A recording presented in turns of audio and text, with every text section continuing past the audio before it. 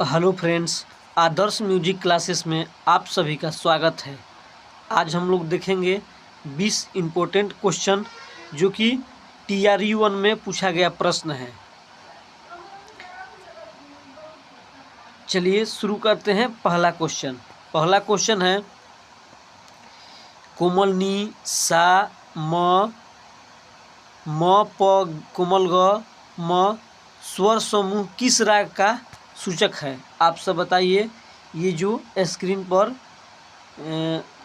स्वर समूह दिखाई दे रहा है, ये किस राग का सूचक है? ऑप्शन ए है Bhimpalasi, option B Bageshwari, option C Patdeep, option D उपयुक्त में से एक से अधिक, ऑप्शन ई उपयुक्त में से कोई नहीं। तो आप सब बताइए कि यह जो स्वर समूह है ये किस राग का सूचक है?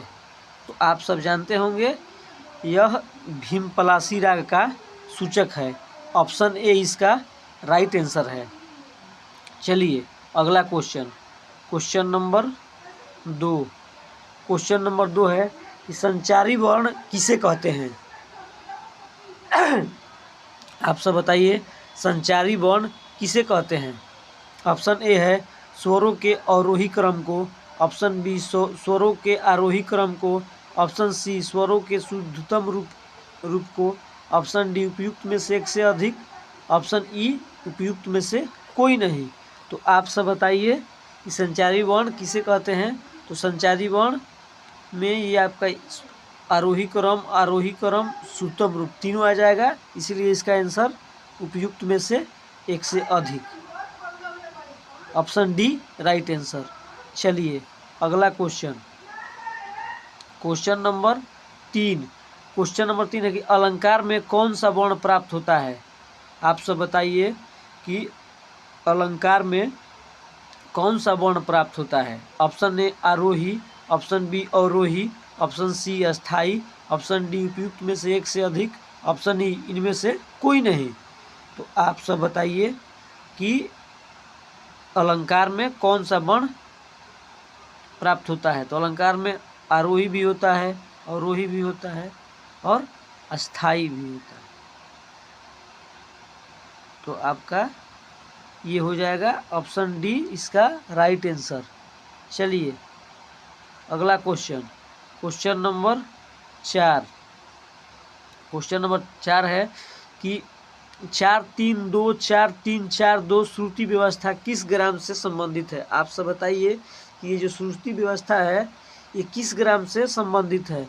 ऑप्शन ए है आपका षड्ज ग्राम, ऑप्शन बी मध्यम ग्राम, ऑप्शन सी गंधार ग्राम, ऑप्शन डी उपयुक्त में से एक से अधिक, ऑप्शन ई उपयुक्त में से कोई नहीं। तो आपका ये जो हो जाएगा मध्यम ग्राम का हो जाएगा।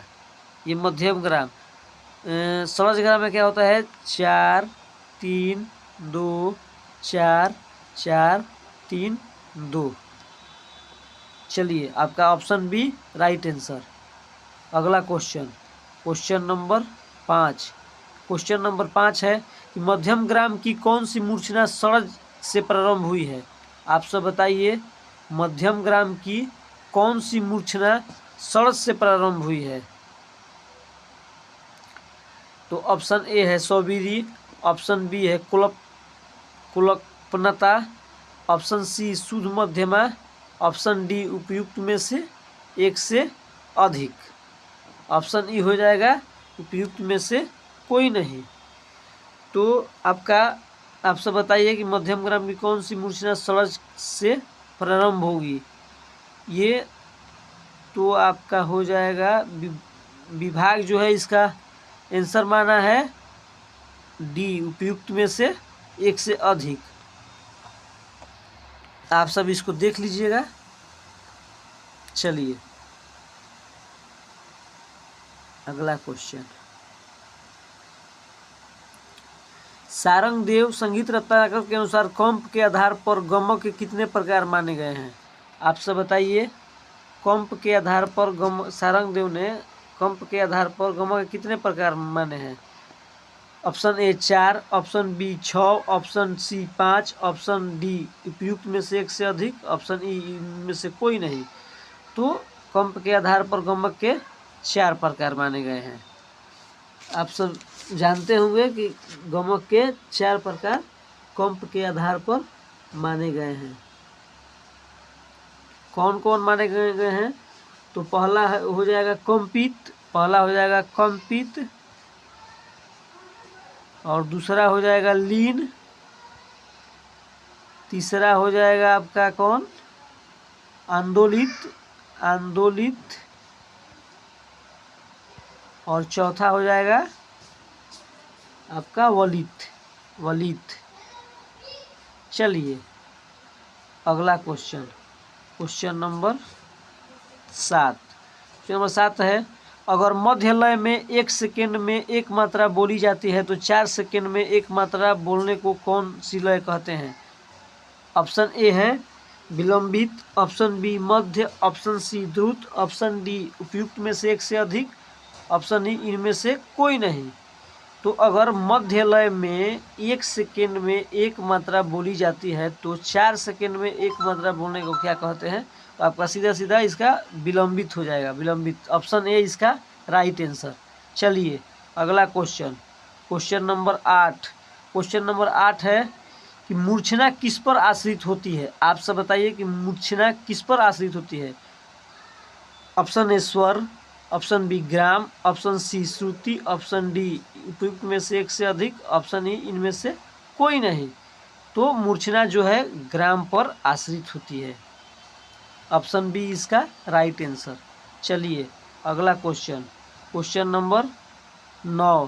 क्वेश्चन नंबर 9 है, 4 विभाग वाले ताल का नाम क्या है? आप सब बताइए कि 4 विभाग वाले ताल का नाम इसमें क्या है? ऑप्शन ए तिबरा, ऑप्शन बी सूल ताल, ऑप्शन डी आड़ाचार ताल, ऑप्शन डी उपयुक्त में से एक से अधिक, ऑप्शन ई कोई नहीं। तो आप सब जानते होंगे कि 4 विभाग वाले ताल कौन कौन हो जाएगा? इसमें तिबरा भी नहीं है, सूल ताल भी नहीं है, और इनमें से कोई नहीं है।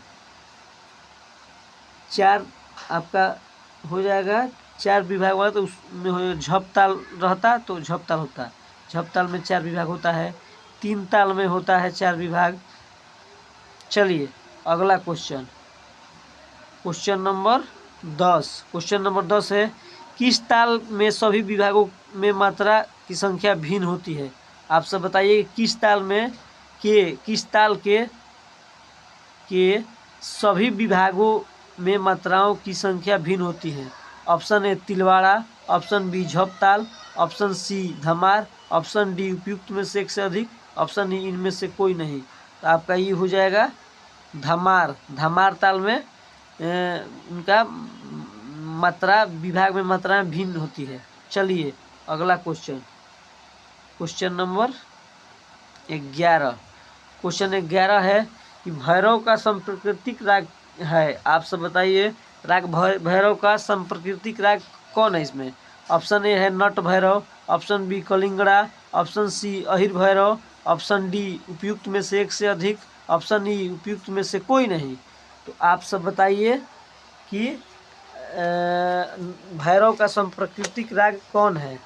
भैरव का इसका हो जाएगा कलिंगड़ा। ऑप्शन बी इसका राइट आंसर। चलिए अगला क्वेश्चन, अगला क्वेश्चन है, संगीत रत्नाकर के प्रारंभिक 14 श्लोकों में किसका वर्णन किया गया है? आप सब बताइए संगीत रत्नाकर के प्रारंभिक 14 श्लोकों में किसका वर्णन किया गया है? ऑप्शन ए संगीत रत्नाकर का, ऑप्शन बी लेखक का, ऑप्शन सी लेखक के आश्रयदाता का, ऑप्शन डी उपयुक्त में से एक से अधिक, ऑप्शन ई इनमें से कोई नहीं। तो आपका हो जाएगा संगीत रत्नाकर प्रारंभिक 14 श्लोकों में किसका वर्णन किया गया है? तो लेखक और आश्रयदाता का। ऑप्शन सी इसका राइट आंसर। चलिए अगला question, question number 13। Question number 13 है, कौन सा राग मध्यकालीन राग है? आप सब बताइए कौन सा राग मध्यकालीन राग है? Option A Kedar, option B Desh, option C Bhim Palasi, option D उपयुक्त में से एक से अधिक, ऑप्शन ई उपयुक्त में से कोई नहीं। तो कौन सा राग मध्यकालीन राग है? तो आप सब जानते होंगे कौन सा राग जो है इसमें मध्यकालीन राग है। तो न ये है, न ये है, न भीम पलासी है, इसमें उपयुक्त में से कोई नहीं होगा। चलिए इसका आंसर ई।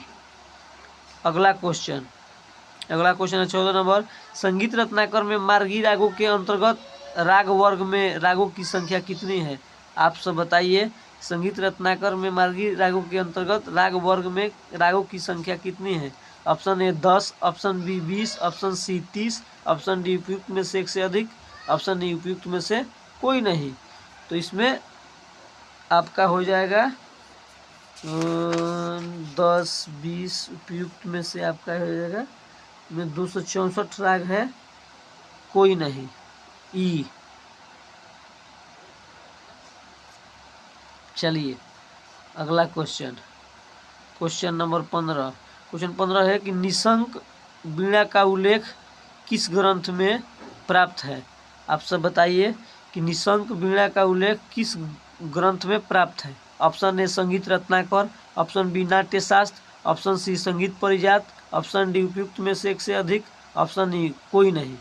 चलिए तो इसमें निशंक वीणा को संगीत रत्नाकर में इसका उल्लेख प्राप्त है। ऑप्शन ए राइट आंसर।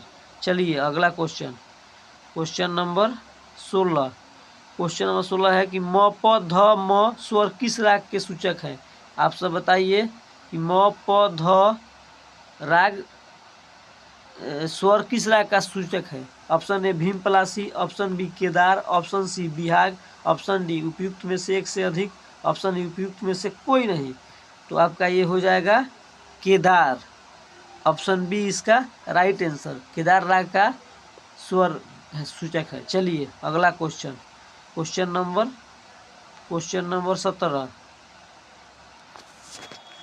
क्वेश्चन नंबर जो है 17। क्वेश्चन नंबर 17 है संगीत परिजात ग्रंथ में गीत वाद्य तथा नृत्य में से किसके अंश प्राप्त नहीं हुए हैं? आप सब बताइए कि संगीत परिजात ग्रंथ में गीत वाद्य तथा नृत्य में से किसके अंश प्राप्त नहीं हुए हैं? ऑप्शन ए गीत, ऑप्शन बी वाद्य, ऑप्शन सी नृत्य, ऑप्शन डी उपयुक्त में से एक से अधिक, ऑप्शन ई उपयुक्त में से कोई नहीं। तो आपका है संगीत परिजात में आहुबल जी हो जाएंगे, इसमें नृत्य का। ऑप्शन सी इसका राइट आंसर। चलिए अगला क्वेश्चन नंबर 18। चतुर पंडित किसे कहते हैं? आप सब बताइए कि चतुर पंडित किसे कहते हैं? Option A Paluskar, option B Sarangdev, option C Bhatkhande, option D उपयुक्त में से एक से अधिक, ऑप्शन ई उपयुक्त में से कोई नहीं। तो चतुर पंडित हम आप लोग जानते होंगे भारत खंडे जी को कहते हैं। ऑप्शन सी इसका राइट आंसर होगा। चलिए अगला क्वेश्चन नंबर 19। श्रीमल्लम संगीतम के लेखक कौन है? आप सब बताइए श्रीमल्लम संगीतम का लेखक कौन है? Option A Bhatkhande, option B Paluskar, option C Ramamatya, option D उपयुक्त में से एक से अधिक, ऑप्शन ई उपयुक्त में से कोई नहीं। श्रीमल्लम संगीतम के लेखक आपके हो जाएंगे विभाग, तो पुलुस्कर जी दिया है जी, Paluskar, B, option B right answer. चलिए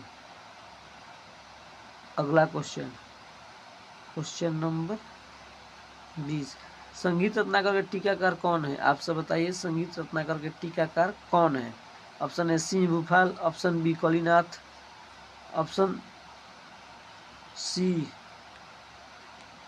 सी हो जाएगा आपका रामामात्य, ऑप्शन डी उपयुक्त में से कोई नहीं, ऑप्शन डी से अधिक, ऑप्शन ई उपयुक्त में से कोई नहीं।